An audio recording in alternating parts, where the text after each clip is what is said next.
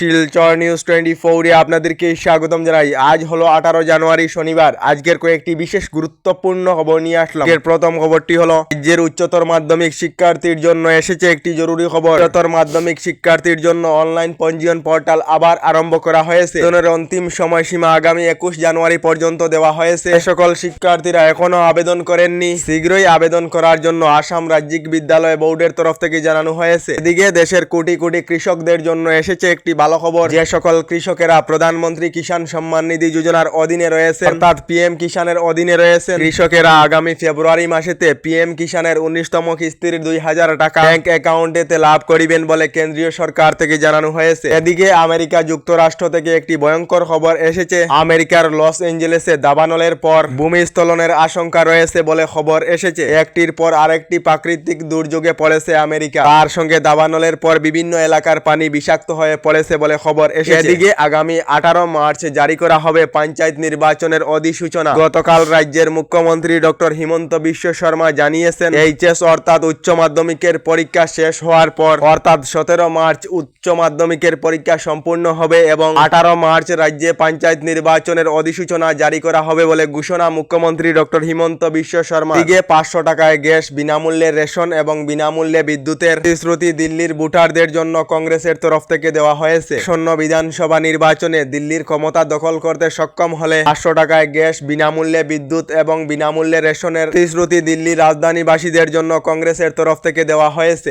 দেশের গরিবরা উজ্জ্বলা যোজনার গ্যাস সিলিন্ডার পাচ্ছেন না, তার জন্য নীতি আয়োগের তরফ থেকে সমীক্ষা আরম্ভ করা হয়েছে। কৃত যারা গরিব মানুষ তারাই কি উজ্জ্বলা যোজনার গ্যাস সিলিন্ডার পাচ্ছেন? জাল নথি পেশ করে উপরতলার লোকেরাও উজ্জ্বলা যোজনার গ্যাস সিলিন্ডার লাভ করিতেছেন। নীতি আয়োগের তরফ থেকে সমীক্ষা আরম্ভ করা হবে বলে জানানো হয়েছে। জনপ্রিয় অভিনেতা সাইফ আলী খানের ঘরে ঢুকে যে দৃশ্যকারী সাইফ আলী খানকে আক্রমণ করেছিল, এই দৃশ্যকারী সিসিটিভি ফুটেজে ধরা পড়েছে এবং গ্রেফতার করা হয়েছে বলে খবর এসেছে।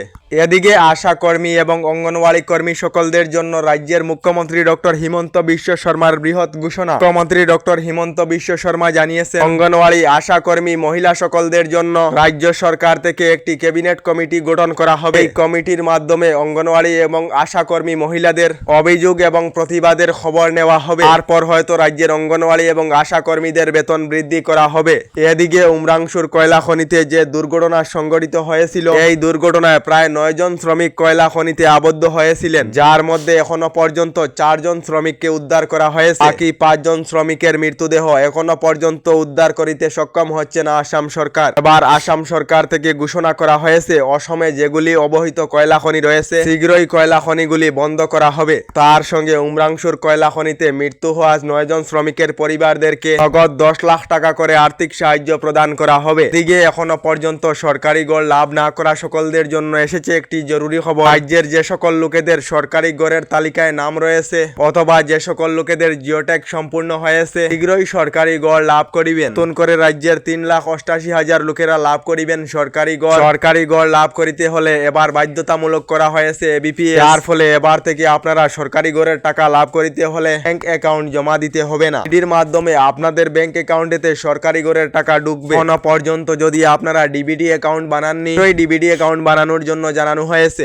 রাজ্যের মহিলাদেরকে প্রতি মাসে 2500 টাকা করে দেওয়া হবে। রাজ্যের মহিলাদের জন্য বিজেপি সরকারের তরফ থেকে ভালো খবর ঘোষণা করা হয়েছে। মহিলাদেরকে প্রতি মাসে 2500 টাকা করে, তার সঙ্গে গর্ভবতী মহিলাদেরকে 21,000 টাকা করে দেওয়া হবে। তার সঙ্গে বিনামূল্যে গ্যাস সিলিন্ডার এবং বিনামূল্যে রেশন দেওয়া হবে। দিল্লির বিধানসভা নির্বাচনেতে বিজেপি ক্ষমতায় ফিরতে সক্ষম হলে এই বৃহৎ প্রতিশ্রুতি এবং উপহার দিল্লির রাজধানীবাসীর জন্য বিজেপি সরকারের তরফ থেকে ঘোষণা করা হয়েছে। আমাদের ডেইলি খবরগুলি ভালো লাগলে আমাদের ভিডিওতে লাইক দিয়ে চ্যানেলটিকে সাবস্ক্রাইব করে নেবেন।